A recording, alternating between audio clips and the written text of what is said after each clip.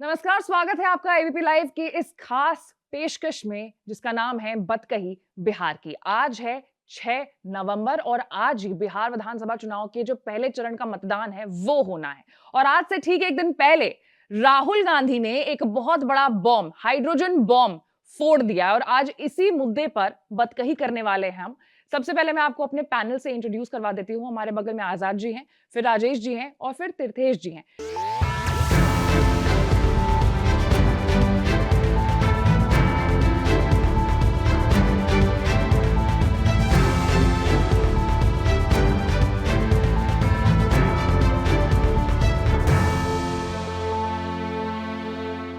तो शुरू करते हैं बतकही। सबसे पहले सर जानते हैं कि ये जो बॉम्ब फोड़ा गया है, क्या आरोप है, क्या राहुल गांधी कहना चाह रहे हैं?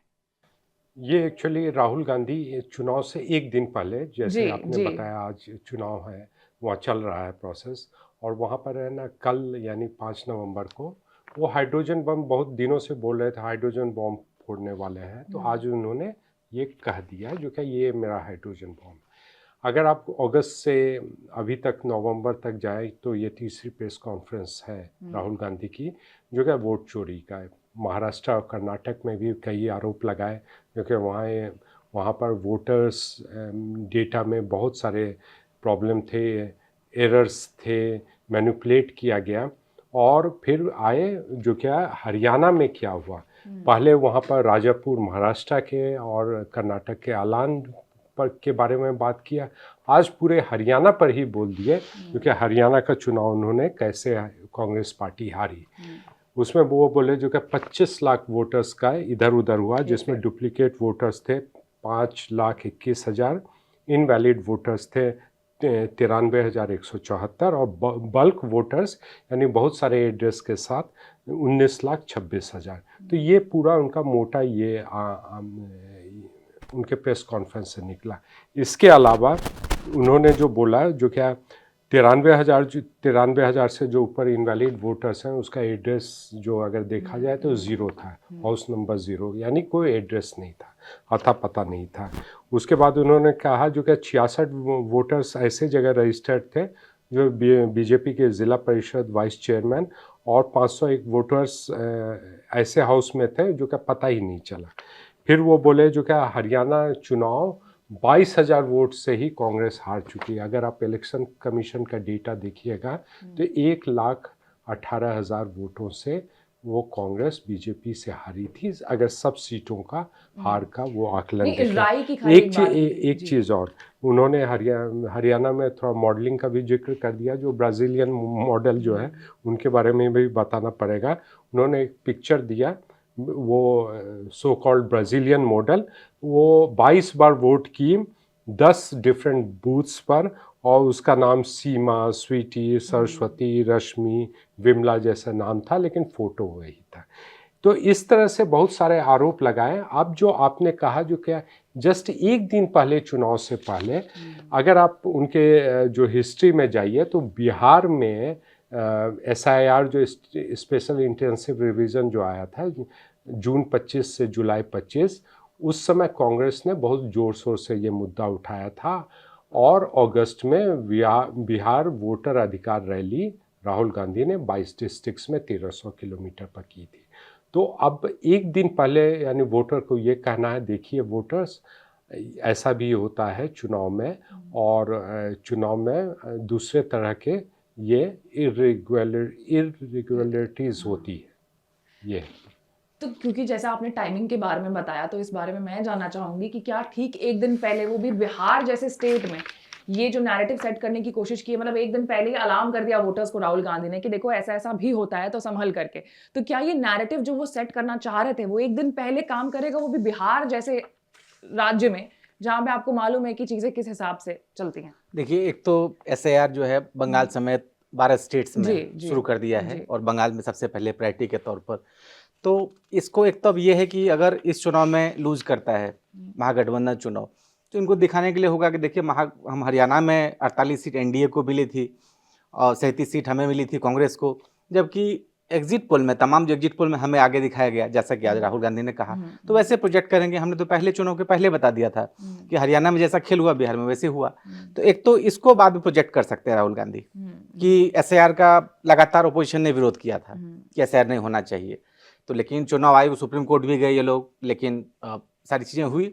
और मुझे लगता है कि उसमें जो भी हुआ है, अब क्योंकि सारी चीज़ें जुडिशियल मैटर रहा है, तो उसमें अपोजिशन की उसके बाद नहीं चली, और उसके बाद बाकी स्टेट्स में भी हो रहा है। अब राहुल गांधी का अगर ये कहना है इस वक्त, तो मुझे लगता है कि कई महीने में आप अगर देखें तो वोट यात्रा को इन्होंने की वहाँ पर, और बड़ा मुद्दा बना है वोट चोरी का। इलेक्शन से पहले पूरी कैंपेन के दौरान देखेंगे आप तो लगातार वोट चोरी का मुद्दा इन्होंने परमानेंटली उठाया। अब इस वक्त चुनाव से ठीक एक दिन पहले अगर इन्होंने इस तरह का बयान दिया, तो 2 महीने में कह सकते हैं कि बैकफायर हो सकता है। एक तो ये कि तेजस्वी लगातार मुद्दा बना रहे हैं कि हम नौकरी देंगे, हम ये वादा करेंगे, वो वादा करेंगे। अब चुनाव से ठीक पहले अगर राहुल गांधी ने इस तरह का बम फोड़ा, तो अगर वोटर का ध्यान सारा डिफोकस होगा तेजस्वी को उन यादव के उन वादों से हट के, अगर राहुल गांधी के इस पर अगर आता है, तो फिर क्या होगा?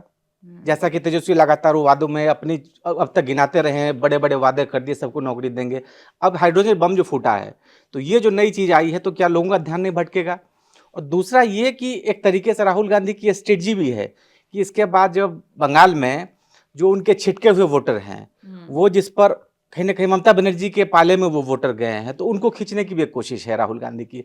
तो एक तरीके से मैसेज देने की कोशिश की है। तीसरा मैसेजिंग ये है कि इसके बहाने कहीं ना कहीं वो महागठबंधन में एकजुटता, एक उस मंच पे सभी दलों को एक साथ लाने की कोशिश कर रहे हैं। राहुल गांधी ये जताने की कोशिश कर रहे हैं कि हम सबसे बड़े संविधान के रक्षक हैं, हम दलितों के, निचले वर्ग के, सभी के, हम जो कमजोर वर्ग है उनको बचाने के लिए सबसे बड़े रक्षक के रूप में हम हैं, क्योंकि हम ये मुद्दा उठा रहे हैं और ये वोट चोरी कर सरकार बना रहे हैं। तो इस तरीके से अपने आप को प्रोजेक्ट कर रहे हैं। लेकिन एक दिन पहले हाइड्रोजन बॉम्ब फोड़ दिया जाता है, और जब देखा जाए कि बिहार में आप कितना काम कर रहे हैं, कितनी तैयारी कर रहे हैं, तो आप जमीन पर दिख ही नहीं रहे हैं, और एक दिन पहले आप हाइड्रोजन बॉम्ब फोड़ दे रहे हैं, तो मतलब क्या ये सारी चीजों को बैलेंस आउट कर पाएगा? देखिए, एक बात हमें ध्यान में रखनी चाहिए कि कोई भी पार्टी जब चुनाव मैदान में जाती है, तो वो एक मुद्दे पर बिल्कुल वो फोकस्ड होकर नहीं जा सकती है। तो ये सच है कि महागठबंधन के पास जो सबसे बड़ा मुद्दा तेजस्वी की तरफ से रोजगार देने का वादा किया गया, एक ये मुद्दा है। राहुल गांधी की तरफ से वोट चोरी का मुद्दा लाया गया है, तो इससे उसको 2 फायदे होते हैं। एक कि लोगों में बीजेपी की या नरेंद्र मोदी का जो जलवा है, उस जलवे को कम कर देना, यानी उसको ये बताना लोगों में कि देखो नरेंद्र मोदी में कोई जलवा नहीं है, दरअसल ये वोट चोरी कर रहे होते हैं। तो एक पैगाम अपने वोटरों में ये देना कि जो कुछ भी ये कर रहे हैं, मतलब बहुत ही शातिर तरीके से हो रहा है, कुछ काम हो रहा है, गड़बड़ हो रहा है, तो इसलिए अपने वोटरों को इससे जोश दिलाने की भी कोशिश है। और जो बात राहुल गांधी ने वोट चोरी की बात कही है, देखिए इस देश में ये एक सच्चाई है कि किसी ज़माने में बूथ कैप्चरिंग होती थी, चुनाव जीतने के अलग अलग हथकंडे अपनाए जाते रहे हैं, और चुनाव आयोग पहले भी बेबस था।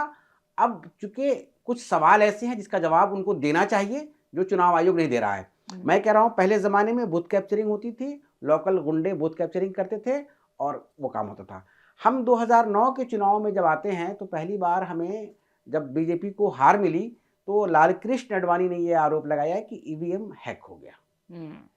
और उसके बाद यानी शुरुआत बीजेपी ने की चुनाव हारने के बाद, यानी अपने हार को कमतर करने के लिए भी ये तरीका अपनाया जाता है। उसको देखिए कि 10 साल के बाद कह लीजिए आप, इसको बड़ा मुद्दा बनाया किसने? कांग्रेस पार्टी ने। और उसमें कौन थे? राहुल गांधी आ गए। अब चूंकि पिछले कई चुनावों में कांग्रेस पार्टी को लगातार हार मिल रही है, और चुनाव आयोग पर जिस तरह से आरोप लगे हैं, चुनाव आयोग अपनी पूरी तरह से सफाई नहीं पेश कर पाया है। आज भी जो आरोप राहुल गांधी ने लगाए, और मैंने हरियाणा चुनाव आयोग की तरफ से जो जवाब आया, वो जवाब बहुत सेटिस्फैक्टरी नहीं था। यानी एक एनालाइज करने के लिए अगर हम देखें, तो उसमें बहुत सारी दिक्कतें दिख रही हैं। अब इस पूरे प्रोसेस से क्या होगा कि जो आवाम है, जो जनता है, उस पर चुनाव आयोग का भरोसा कम होगा, कम हो जाएगा। सिस्टम पर लोगों के भरोसे कम होंगे, और इस भरोसे का अब असर क्या होगा ये हमें तो नतीजों में देखना पड़ेगा। लेकिन ये एक सच्चाई है कि कुछ कुछ ऐसी चीज़ें हैं जिसका जवाब जो है चुनाव आयोग को देना चाहिए। और बिहार में बहरहाल SIR हुई है। तो अब हमको ये देखना पड़ेगा कि क्या पोस्ट यानी पोल इलेक्शन के बाद क्या बिहार पर भी कोई इस तरह का डेटा लेकर कोई पार्टी आती है। अगर नहीं आती है तो ये माना जाएगा कि हाँ, ये SIR बहुत ज़रूरी चीज़ है। हाँ बिल्कुल सर। एक चीज़ और इसमें, जैसे SIR इसलिए लाया गया था क्योंकि इलेक्शन कमीशन ने बोला जितना भी जो वोटर्स के डुप्लीकेट वोटर्स हैं, बहुत सारे वोटर्स जिनके डेथ हो गए थे, वो वोटर्स अभी भी लिस्ट में है, तो उनको हटाया जा सके। हालांकि टाइमिंग थोड़ा सा पिछले बार के 2003 और 4 वाले SIR में समय ज़्यादा दिया गया था चुनाव से पहले, इस बार जस्ट 1 महीने में वो काम पूरा हो गया था। तो ये भी देखना चाहिए। दूसरी बात, जहाँ तक हरियाणा वाला था, तो अगर आप हरियाणा के रिज़ल्ट में 1 साल पहले जाएं, ये वहाँ जो चुनाव हुआ था, चुनाव के बाद वहाँ पर कितना कांग्रेस में ही उठापटक हुआ था, जो कि आपने SC कम्युनिटी को आगे नहीं बढ़ाया, कुमारी सैलजा और ये सब मामले बहुत आए थे। जाट वर्सेस SC हो गया था वहाँ पर कई सीट्स पर। तो अगर आप देखिएगा तो कांग्रेस के कुछ लोग अलग से चुनाव एज एन इंडिपेंडेंट लड़े थे, उन लोगों ने भी कांग्रेस को हार वहाँ पर करवाया था। लेकिन वापस आते हैं बिहार पर। बिहार में अब ये कितना, एक दिन पहले ये आने पर देखिए 2 चीज़ हुआ है पिछले 2 दिन में, आपको उस हिसाब से समझना पड़ेगा। तेजस्वी यादव यानी 4 नवंबर को क्या आते हैं, महिलाओं वोटर के लिए 30,000 वाले स्कीम्स लाते हैं, जो 10,000 NDA गवर्नमेंट यानी नीतीश गवर्नमेंट दे रही थी। और 5 नवंबर को राहुल गांधी ने वो ये हाइड्रोजन बॉम्ब फोड़ा। तो ये दोनों लास्ट मिनट पुश है, जो कि जितना भी वोटर है अपने पार्टी में उसको लाया जाए, यानी वोटिंग के समय, यानी जहां RJD कैंडिडेट्स हैं, जहां कांग्रेस कैंडिडेट्स हैं, वहां पर ये लोग वोट दें। अब कितना हो पाता है ये तो 14 नवंबर सर आप भी कुछ ऐड हाँ, करना चाहते हैं? जैसे कि आजाद जी ने कहा कि राहुल गांधी ने जो बयान दिया, तो उस पर कि अब चुनाव आयोग उस तरीके से जवाब नहीं दे पाए, लेकिन अब चुनाव आयोग के देखेंगे आप जवाब, तो सबसे पहले तो ये कहना है कि जब इस तरह की चीज़ें हुई, अब 1 साल बाद आप इस मुद्दे को उठा रहे हैं, आप फैक्ट के साथ आए हैं, तो फैक्ट रखिए। एक भी कंप्लेंट नहीं हुई। अब एक तो कुमारी सैलजा वाला तीर्थेश जी ने कहा कि ये मुद्दा था। एक चुनाव आयोग पर एक बात मैं क्लियर करना चाहता हूँ कि देखिए, किसी भी संस्था को जब उस पर सवाल आ रहा है तो वो कम से कम ये वेट न करे कि हमारे पास कोई कंप्लेन लेकर आ रहा है या नहीं लेकर आ पा रहा है। हाँ, उनको स्वतः ही कार्रवाई करनी चाहिए। देखिए, जो बिहार में SIR हुआ, लेकिन आजाद जी, नहीं, बिहार में जो SIR हुआ, ये तो अपने आप में ही बताता है कि इतना देर फैसला क्यों किया गया। हाँ। और ये एकदम सीधा सवाल लगता है। एक हम आम इंसान के तौर पर जब सोचते हैं कि इतना बड़ा हमें ऑपरेशंस करना है, इतनी बड़ी कार्रवाई और काम करना है, इतने बड़े वोटरों का फैसला करना है, और आप इतनी जल्दबाजी में क्यों हैं? ये एकदम नाजायज बात थी, इस पर कोई दो राय की बात नहीं है। चुनाव आयोग पर इस तरह के बहुत ढेर सारे आरोप लगे, और हमने ये भी देखा है कि इस वक्त में सरकार ने जो चुनाव आयोग के नियुक्ति का भी तरीका है उसको भी बदला है। एक चीज़ और इसमें ऐड कर रहा हूँ, जैसे जो जितना भी स्टेट्स में चुनाव हो रहे हैं 26 में, जैसे तमिलनाडु, केरला, वेस्ट बंगाल में तो SIR हो रहा है, लेकिन असम में नहीं हो रहा है। दलील ये दी गई क्योंकि वहाँ वोटर रिवीजन स्पेशल वो 1985 असम एकॉर्ड पर चले जाता है और मामला सुप्रीम कोर्ट में भी है, तो इसलिए वहाँ SIR नहीं। तो एक क्वेश्चन ये भी रेज किया गया, क्यों नहीं SIR हुआ।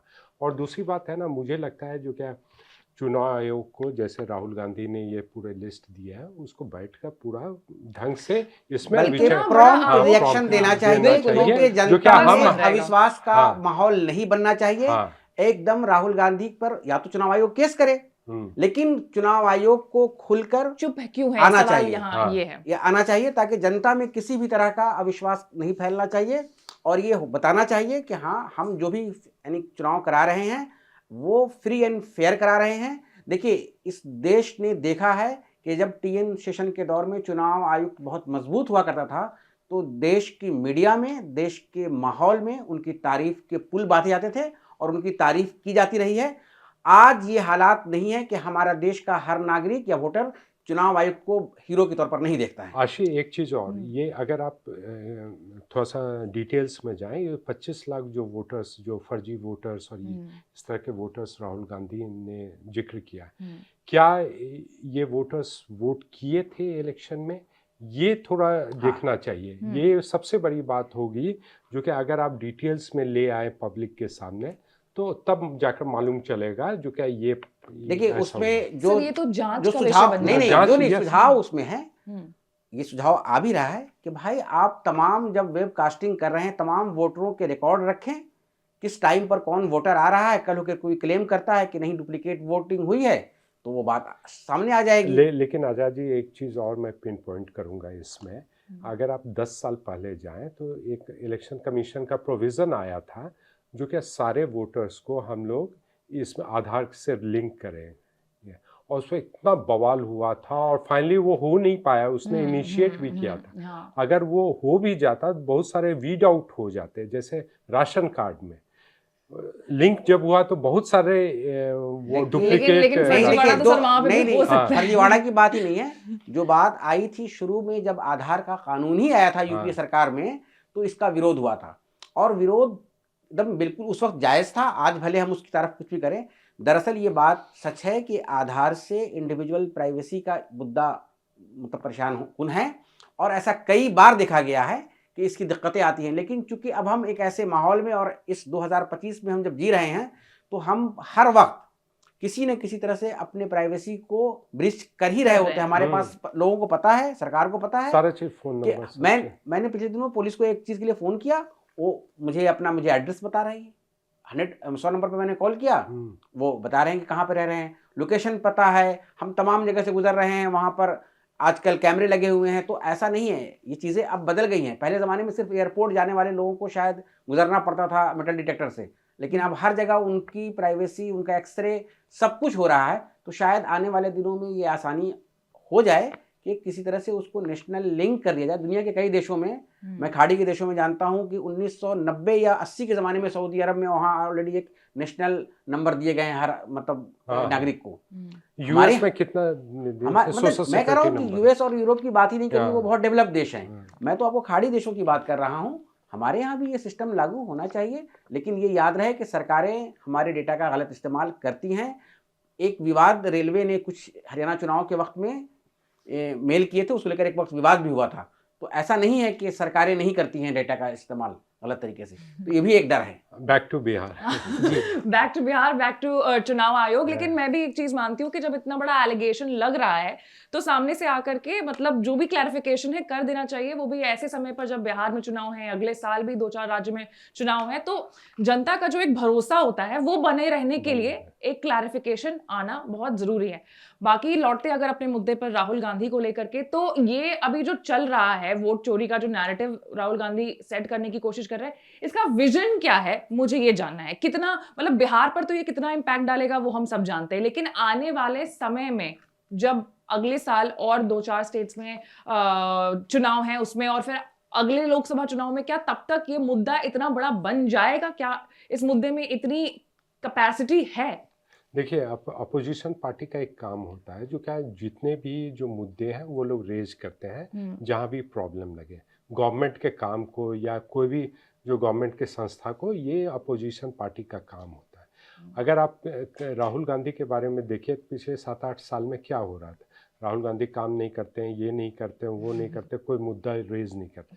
अब एटलीस्ट पिछले 2-3 साल में अगर देखें तो राहुल गांधी एक्टिव हुए हैं, जैसे न्याय यात्रा पूरे देश में की है, 2 बार की है। लेकिन सर, इस एक्टिव होने का क्या रिजल्ट मिल रहा है? अगर हम मिसाल के तौर पर ही बिहार चुनाव को ले लेंगे, तो वहाँ तो कुछ खास, अगर आप देखिएगा 53 सीट से 99 सीट्स हुए लोकसभा में, एक तरह से रिजल्ट अच्छा हुआ। कर्नाटका में, हिमाचल में गवर्नमेंट बने, थोड़ा सा पॉजिटिव। नहीं, बट वो पीक आने के बाद द नेक्स्ट जो जैसे महाराष्ट्र में हार गए, हरियाणा में हार गए, आपने झारखंड में अलायंस की सरकार बनाई है, अभी बिहार का नतीजा आ जाएगा, आपको उसमें भी क्लैरिटी मिल जाएगी। दिल्ली में भी आप हार गए। लेकिन अभी अगर हम बिहार को देखें, तो मतलब मैं यही कंपेयर करना चाहूंगी कि आपने सीट्स उतनी नहीं ली। किसी भी अगर आप ये किसी भी पार्टी का सबसे बड़ा वो क्या होता है, जो अगर आप सीट जीतते हैं तब वो आते हैं। तो लेकिन सीट जीतने के लिए केवल इश्यूज उठाना जरूरी नहीं होता।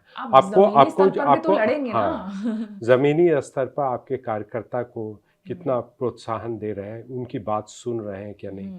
अगर आप जितने भी डिसिडेंट कांग्रेस लीडर्स हैं या जो कांग्रेस को छोड़ कर गए हैं दूसरे पार्टी में, उन लोगों का यही आरोप लगा है ना, जो क्या वो लोग वहाँ पर मेरी बात को सुनी नहीं जाती, वहाँ केवल एक ही बात सुनी जाती, एक ही आदमी की बात सुनी जाती। तो ये आरोप तो लगे हैं उन लोगों पर भी। तो वहाँ पर ये प्रॉब्लम है। अगर आप जैसे इश्यूज उठा रहे हैं और साथ में उसको भी ठीक कर रहे हैं, तब जाकर आप एक चीज जो आप कह रहे थे ना तीर्थेश जी, कि एक आदमी की बात सुनी जाती है, ये बड़ा मुद्दा नहीं है, क्योंकि बीजेपी में भी किसी की बात नहीं सुनी जाती है। बल्कि हमने तो गुजरात के मामले में ये देखा है कि पूरी की पूरी कैबिनेट बदल दी जाती है, और यकीनी बात है कि कैबिनेट बदलने का जो ये फैसला होता है वो जनता से पूछकर और वहाँ के विधायक दल के नेता विधायकों से पूछकर नहीं किया जाता है। जब आप सत्ता में नहीं होते हैं और आपके सामने अगर आप फैसले नहीं ले पा रहे हो, बहुत सख्त फैसले, और ज़मीन पर आप खुद नहीं रहते हो, पता चलता है कि राहुल गांधी यात्रा कर रहे होते हैं और फिर उसके बाद 2 महीने गायब हो जाते हैं। जैसे बिहार में भी हुआ, सितंबर 1 से 25 अक्टूबर तक गायब। मतलब टोटली मेरा जो कहने का मतलब था, सवाल जो था, मतलब मेरा वही था कि आप एक तरफ अपने आप को बहुत एक्टिव दिखा रहे हैं, अगर जो कांग्रेस के समर्थक हैं वो इसको बहुत एकदम छक्का बताएंगे कि बहुत अच्छा कर रहे हैं राहुल गांधी, लेकिन मैं एज अ वोटर देख रही हूँ, बिहार की वोटर में देख रही हूँ कि अगर मुझे कांग्रेस को वोट देना है तो कांग्रेस के हाथ में है क्या? ना आपने सीटें ली, ना कोई बड़ा पद आपको मिला, मतलब आप बिहार में तो नेग्लिजिबल ही रह गए ना। आप होंगे नेशनल लेवल की पार्टी, लेकिन आपके हाथ में तो कुछ भी नहीं। इनफैक्ट आप देखिए वीआईपी कैंडिडेट जो मुकेश सहनी 15 सीट पर डिप्टी 15 सीट्स लड़कर डिप्टी सीएम का वो हो गया, उन्होंने वादा करा के ऐलान करवा लिया और 60 सीटें, कांग्रेस 61 सीट्स पर लड़ रही है। इससे भी किसी को बुरा नहीं लगा। ये अनाउंसमेंट भी, जहां तक correct me if I am wrong, Ashok Gehlot ने ही आकर के की थी। मतलब ये भी तो आप एक मैसेज ही दे रहे हैं ना अपने जो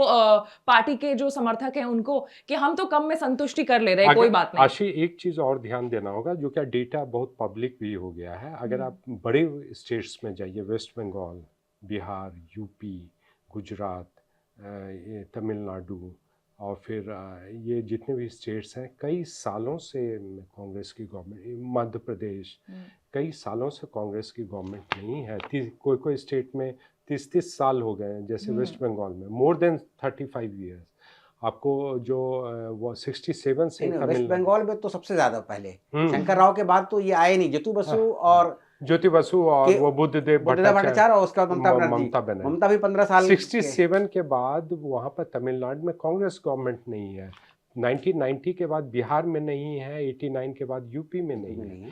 तो अगर आप हैं कहाँ, आपको वो कोर्स करेक्शन भी साथ में पार्टी का करना, उसके साथ सिर्फ सरकार ही भी नहीं है। उत्तर प्रदेश, बिहार और बंगाल जैसे राज्यों में आप जमीन पर आपके 10 नेता भी नहीं सच बता रहे हैं, यानी आप अपोजिशन की मेन पार्टी भी नहीं है। दिक्कत ये नहीं है कि आप हैं ही नहीं, अपोजिशन भी आप नहीं है। बंगाल में बीजेपी अपोजिशन में है, बिहार में आप आरजेडी मेन अपोजिशन पार्टी है, और उत्तर प्रदेश में सपा मेन अपोजिशन पार्टी है, और बसपा भी उससे बड़ी है। हालांकि इस बार सीट नहीं है, लेकिन फिर भी बसपा की बड़ी पार्टी होती है। कांग्रेस पार्टी बिल्कुल, जहां पर मतलब यूपी जैसा राज्य जहां पर सोनिया गांधी, राहुल गांधी, प्रियंका गांधी सबका असर भी है, और 2 लोग अभी मेंबर ऑफ पार्लियामेंट भी हैं, वहां भी इनकी कोई बहुत बड़ी हैसियत पिछले 35 सालों से नहीं है। एक दिन की बात और अगर आप करंट वाले इसमें जाएं तो बहुत सारे आरोप लगे थे कांग्रेस पार्टी में, जो क्या वो पैसा लेकर टिकट दे रहे हैं। तो ये भी आरोप आया, पैसा लेकर टिकट देना, प्लस फिर नेपोटिज्म की भी। अभी भी जब टिकट का बंटवारा हो रहा था तो मैंने एक खबर पढ़ी थी जहां पर जो एक्स एमएलएज हैं या फिर थोड़े जो दिग्गज हैं वो चाहते थे कि उनके घर वालों, मतलब कुल मिलाकर के बहुत सारे वो जब टिकट नहीं मिलने पर, अगर पहले से बात आए तो ठीक है, अगर टिकट नहीं मिलने के बाद कोई आरोप लगाए तो उस पर कोई आरोप नहीं, टिकट मिलने के पहले की बात बता रही हूँ कि चर्चा हो रही थी ऐसे। इसलिए मैंने सवाल विजन को लेकर के पूछा कि ये जो हाइड्रोजन बम उन्होंने फोड़ा, मुझे कोई दिक्कत नहीं है इस बम से, लेकिन इसका विजन क्या है? क्या इसका विजन नेक्स्ट लोकसभा इलेक्शन है या फिर अभी अपकमिंग? इसका डेफिनेटली इसका विजन है ना, जो जैसा मैंने कहा अपोजिशन पार्टी के लीडर का ये होता है, जो कि आप इशू रेज कीजिए जहां आप लगे ये प्रॉब्लम है देश के लिए, और वो विजन पर तो ठीक है, विजन पर वो ठीक है। 2029 बहुत सारे इश्यूज पर राहुल गांधी उठा रहे, लेकिन जो मेन प्रॉब्लम है जैसे अनएम्प्लॉयमेंट और सभी इश्यूज, इकोनॉमी, उस पर भी उठा रहे हैं, ऐसा नहीं है, लेकिन वो विजिबिलिटी नहीं आ पा रही है। तो ये तो है। देखिए, राहुल गांधी ने इस वक्त जो कहा, जैसा कह रहे हैं कि अभी इस वक्त बयान देने का क्या रीजन है, तो आपको आज से 10 साल पहले के चुनाव में जाना पड़ेगा बिहार के, जब ऐसा लगा जब कि बीजेपी वो चुनाव निकालने जा रही है, विधानसभा चुनाव, लेकिन उस समय मोहन भागवत के एक बयान के चक्कर में माना गया कि वो चुनाव बीजेपी के हाथ से निकल गया, और वो चुनाव था आरक्षण को लेकर, सिर्फ एक बयान। और आज सारा खेल चुनाव में नैरेटिव का होता है सारा। क्या इस बयान से कैसे आप नैरेटिव बनाते हैं लोगों के मन में? तेजस्वी क्या कर रहे हैं? अगर वो वादे कर रहे हैं तो थोड़ी ये नौकरी दे देंगे, लेकिन वो नैरेटिव बनाने की कोशिश कर रहे हैं चुनाव से पहले। तो सारा खेल नैरेटिव में है। वोट चोरी की आप एलिगेशन लगाओ, अगर हार भी गए तो बता दो, पहले बता दो कि हमने तो कहा था कि वोट चोरी करेंगे। तो टोटली ये नैरेटिव बनाने का काम किया जा रहा है। देखिए, इसका इम्पैक्ट अगर आप ये देखें कि SIR पर जिस तरह से अपोजिशन ने बहुत ज़्यादा सवाल उठाए, तो इसका इम्पैक्ट ये हुआ कि एक साथ चुनाव आयोग ने 12 राज्यों में मतलब SIR कराने का फैसला किया, और चुनाव से बहुत पहले फैसला किया। तो ऐसा नहीं है कि अपोजिशन के किसी भी कार्रवाई का मतलब या अपोजिशन के किसी भी मुद्दे को उठाने का असर नहीं होता है। असर होता है, खूब असर होता है, और इसमें जनता भी भागीदार होती है। क्योंकि SIR कराने को लेकर बिहार में जिस तरह से हंगामा हुआ, और चुनाव आयोग ने जिस तरह से 12 राज्यों में मतलब ऐलान किया और वक्त से पहले किया, और सुप्रीम कोर्ट की जो टिप्पणी थी, इसमें सरकार को अच्छी खासी फजीहत झेलनी पड़ी है। हाँ, और उसमें एक चीज और ऐड किया गया था, 11 डॉक्यूमेंट्स दिए गए थे, उसको 12वां आधार को भी जोड़ा गया, और वो भी सुप्रीम कोर्ट और अभी भी आज चूंकि वोटिंग हो रही है, तो मैं बिहार के लोगों को बताना चाह रहा हूँ कि उनके पास अगर आज भी इलेक्शन कार्ड नहीं है, तो जो चुनाव आयोग ने 12 डॉक्यूमेंट्स बताए हैं, उनमें से कोई भी एक डॉक्यूमेंट्स लेकर वो चुनाव बूथ पर जा सकते हैं, और अगर उनका नाम है तो वो वोट कर पाएंगे। हाँ, बिल्कुल। पहले ये सिर्फ 11 दस्तावेज होते थे। ठीक है, मतलब इस मुद्दे पर काफी चर्चा हो गई है, लेकिन हमें भूलना नहीं है कि आज ही पहले चरण का मतदान बिहार में होना है, और ये जो फेज है ये काफी निर्णायक होने वाला है बिहार चुनाव के मद्देनजर। कितना इंपॉर्टेंट है ये दोनों पार्टियों के लिए, एनडीए और INDI के लिए, आज का जो ये वोटिंग हो रहा है? मैं अगर 2020 के डेटा से कंपेयर करूं, 118 डिस्ट्रिक्ट और 121 सीट्स हैं, तो पिछली बार यहाँ पर महागठबंधन थोड़ा सा आगे थी। हाँ। 59 और 61, 59 एनडीए को और 61 महागठबंधन को मिला था। अगर आप उसमें और भी जाएं तो 4 जो सीट्स वीआईपी को मिले थे, वो वीआईपी अब महागठबंधन में आ गए। हाँ। और दूसरी बात, एक जो सीट ये रामविलास पासवान को के बेटा को एलजेपी को जो मिला था, वो इंडिपेंडेंट लड़े थे, आज वो एनडीए में शामिल है। तो इस तरह से देखा जाए यहाँ neck and neck fight, neck and neck, exactly. मतलब ये यहाँ पहले चरण में एनडीए को ज्यादा हार्ड वर्क करने की जरूरत थी। बिल्कुल बिल्कुल, और क्योंकि कई मिनिस्टर्स इस वक्त इनकी किस्मत इस बार मतपेटी में बंद होंगे इस बार। हाँ। तो ये उस लिहाज से भी काफी टफ बैटल है, और मुझे लगता है कि एनडीए कोशिश करेगी इसमें कि हम कम से कम फर्स्ट चरण में निर्णायक उसमें। हाँ, मतलब आज की डेट पर एनडीए के सारे जो भी उम्मीदवार हैं उनको दूसरी बात है जो क्या इस बार केवल कॉन्टेस्ट 2 पार्टियों के भी, यानी 2 मेन पार्टियों के बीच नहीं है, ट्रायंगुलर है। जन स्वराज भी एग्जैक्टली, जन स्वराज को हमें भूलना नहीं चाहिए। ये भी एक बहुत मतलब नेक टू नेक में जो कट थ्रोट कंपटीशन होता है, उसका एक एंगल जन स्वराज लेकर के आने वाला है इस बार। तो एक अपील है, जो भी लोग वोटिंग करने जाने वाले हैं और जाने से पहले हमारी जो ये बतकही है वो देख रहे हैं, तो मैं बस आपसे ये अपील करना चाहूंगी कि जब आप मतदान कर रहे हो तो आप अपना और अपने बच्चों का, अपने परिवार का जो फ्यूचर है वो सोच करके आप वोटिंग करिएगा। सारी जो चीजें हैं सबको एनालाइज करेगा। एबीपी लाइव ने बहुत सारे वीडियोस बनाए हैं ताकि आप सबको अवेयर कर सके, और जो अगर आपने वोटिंग कर दी है और तब आप वापस आकर के वीडियो देख रहे हैं, तब तो फिर रब राखा रहेगा। तो ऐसे ही बिहार की बतकही को लेकर के फिर अगले दिन आपसे मुलाकात होगी। ऐसे ही तमाम मुद्दों से अपडेटेड रहने के लिए आपको हमारे चैनल को लाइक, सब्सक्राइब और शेयर करना होगा। मैं थी आपके साथ आशीष सिंह आनंद।